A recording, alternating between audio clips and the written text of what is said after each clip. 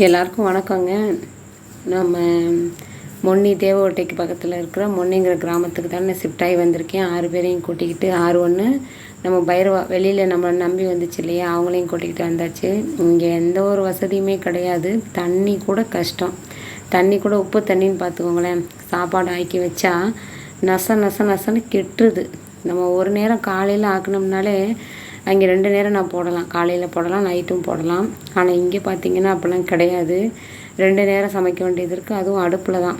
இங்கே இதெல்லாம் இல்லை, ஒன்றுமே கிடையாது இங்கே. அதனால் அடுப்பில் தான் சமைக்க வேண்டியது இருக்குது. நெக்ஸ்ட்டு இங்கே தண்ணிக்கும் கஷ்டம்.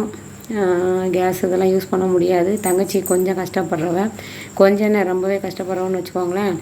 அப்புறம் அவங்கள்ட்ட நம்ம தொல்லை பண்ண முடியாது இல்லையா, தங்கச்சியை நம்ம தொல்லை பண்ண முடியாது. நம்மளுக்கு இடம் கொடுத்துருக்கதே பெரிய விஷயம்.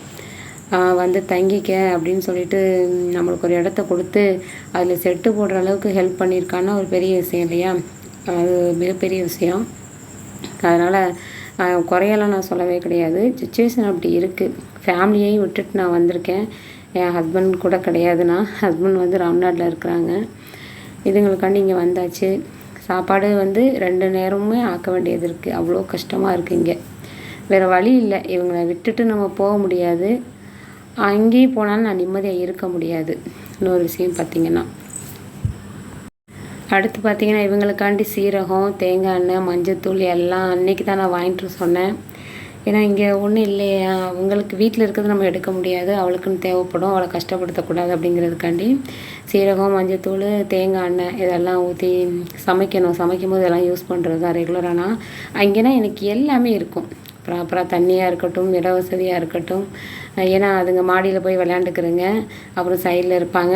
சைடில் இருக்கிறதே அதுங்களுக்கு கொஞ்சம் டிப்ரெஷன் ஆகும் அப்படின்னு சொல்லிட்டு நான் வீட்டுக்குள்ளே தான் நான் விட்டுருப்பேன். அப்படி உள்ளவங்கள கொண்டாந்து இந்த இடத்துல ஒரு 10க்கு 10 ரூமில் அடைச்சி, அதுவும் செயினில் போட்டு கட்டி வச்சோன்னே அதுங்க மனநிலையே சொல்லவே முடியாது என்னால். நான் தூங்கியே ஒரு 4 நாள் ஆச்சு. நேற்று நைட்டு தான் நான் நிம்மதியாகவே தூங்கினேன். ஏன்னா இது போட்டாச்சு, செட்டு போட்டதுனால கொஞ்சம் செயினெல்லாம் ரிமூவ் பண்ணிவிட்டு உள்ளே விட்டுட்டேன். நிம்மதியாக தூங்கினாங்க. இடையில குலைக்கிங்க, அது ஒன்றும் நம்மளுக்கு பெரிய விஷயமா இருக்காது, ஒன்றும் பிரச்சனை இல்லை. அப்புறம் பார்த்திங்கன்னா அன்றைக்கி சிக்கன் எடுத்துகிட்டு சொன்னேன். 1 வீக் ஆச்சுலையா, போன சனிக்கிழமை நான் வந்த ஆள்.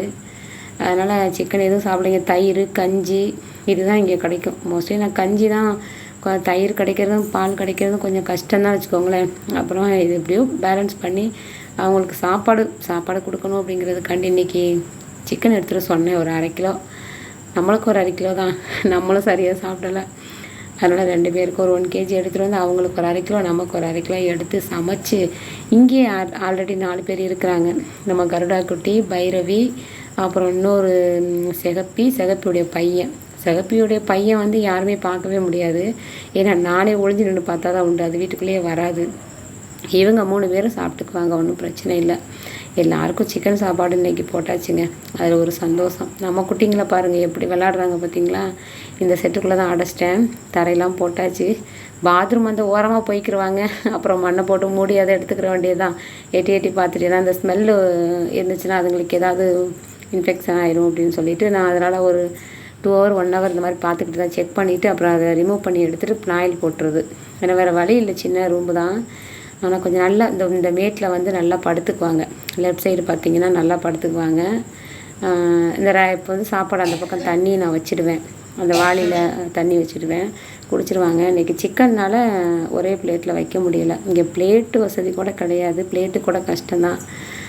அதுங்கெல்லாம் இங்கே இருக்கிறவங்க எனக்கு பிரச்சனை இல்லை. பைரவியாக இருக்கட்டும், சிகப்பியாக இருக்கட்டும், கருடாவாக இருக்கட்டும், இவங்கெல்லாம் அழகாக சாப்பிட்டுக்கிறாங்க. ஏன்னா கஞ்சி கொடுத்தே பழகிட்டாளா, அந்த சாப்பாடு நொந்து போன மாதிரி நல்லா தான் ஆக்குறோம், ஆனால் நொந்து நசன்னு ஆயிடுது. தண்ணி கூட ரொம்ப கஷ்டமாக தான் இருக்குது. அதனால் அப்பப்போ ஆக்கிக்கிறது. காலையில் ஒரு டைமும் சாயங்காலம் ஃப்ரெஷ்ஷாக ஆக்கி இப்போ தான் போட்டிருக்கு ஆளுங்களுக்கு. சிக்கன் சாப்பிட்றாங்க. எனக்கு ரொம்ப சந்தோஷமாக இருக்குங்க இதுங்களுக்கு. அதாவது நான் என்னுடைய ஃபேமிலியோடு இருக்கிறேன் நான் இருக்கலை, அது ஒரு விஷயம் கிடையாது. நம்ம என்ன எவ்வளோ காலம் அப்படிங்கிறது தெரியலை. ஆனால் ஒரு 10-11 பேர் இங்கே வீட்டில் வந்து 11 பேர். இது போக பால்வாடிக்கு பக்கத்தில் ஒரு 2 ஃபேமிலி இருக்கிறாங்க. ஒரு கருப்பாக இருப்பாங்களே அது ஒன்று, அப்புறம் சொறி பிடிச்ச டாக் ஒன்று இருக்கு இல்லையா, அது ஒன்று. அப்புறம் இதுக்கு வீட்டுக்கு பின்னாடி ஒருத்தர் குட்டி போட்டு வச்சுருக்காங்க. அது 4 ஃபீமேல் டாக்காம். அது என்ன பண்ண போகிறேன்னு தெரியலை. ஏன்னா நம்ம மைண்டு அங்கேயே தான் போய்கிட்டு இருக்கு. எடுக்கக்கூடாது, வேண்டாம் அப்படின்னு சொல்லிக்கிட்டு இருக்காங்க. ஏன்னா இட வசதி நம்மளுக்கு கம்மி. இங்கே ஊரோடு இங்கே வறுமை தான். இந்த மொன்னி கிராமத்தில் நான் அந்த டாக்குக்கு ஹெல்ப் பண்ண போய் நானே இங்கே வருவேன் அப்படின்னு சொல்லிட்டு நான் நினச்சி பார்க்கவே இல்லை. இந்த ஊரில் உள்ள டாக்குகளுக்கு நான் ஹெல்ப் பண்ணணும் அப்படின்னு நினச்சது உண்மை தான். ஏன்னா இங்கே நிறையா கஷ்டப்படுறாங்களே அப்படின்னு சொல்லிட்டு. ஆனால் எனவே கடவுள் இங்கே கொண்டாந்து சேர்ப்பார், நீயும் இங்கே தான் போகிற அப்படிங்கிறத அவர் முன்னாடியே முடிவு பண்ணி வச்சுருக்காரு போல். நம்மளுக்கு தான் தெரியாமல் போயிடுச்சு. இந்த சாப்பிட்றாங்க பாருங்கள் சிகப்பி, இதெல்லாம் நாங்கள் தொடவே முடியாது. இப்போ தான் சாப்பிடுதுங்க நல்ல சாப்பாடு. நம்ம அதுலேருந்து அதுங்களுக்கு சேர்த்து சிக்கனு, ஏன்னா தங்கச்சினால் போட முடியாது பாவம். அதனால் நம்ம குட்டிங்களுக்கு போடும்போது அவங்களுக்கு சேர்த்து மொத்தம் 11 பேருக்கு, வெளியில் ஒரு 4-5 பேர். ஆமாம், கொஞ்சம் எக்ஸ்ட்ரா ஆகிக்கிட்டே தான் இருக்கிறாங்க. ரொம்ப சந்தோஷமாக தான் இருக்குது, வருத்தம்லாம் இல்லை. கஷ்டங்கள் இருந்தாலும் சந்தோஷமாக தான் இருக்குது. தேங்க்யூ.